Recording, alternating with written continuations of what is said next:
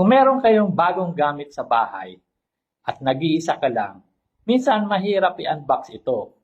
Tuturuan ko kayo ng bagong technique kahit mag-isa ka lang, kaya mong i-unbox ang inyong bagong gamit. Ang technique dito ay, gawin nyo, baliktarin nyo yung box, dahan-dahan,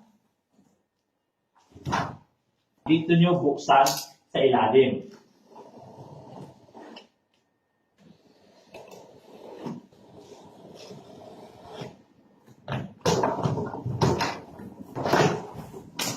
Tapos, tanggalin nyo muna yung mga accessories.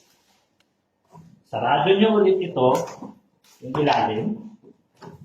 Tapos, ikot nyo ulit dahan-dahan yung box hanggang mapunta kayo doon sa taas.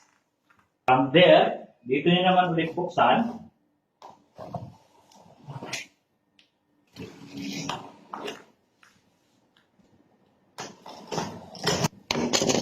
Para kung meron man siyang ibang nakaharang, makikita nyo.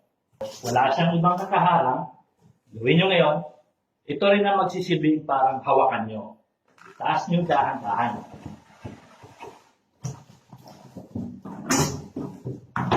Ulit yung ilalim, dahan-dahan lang.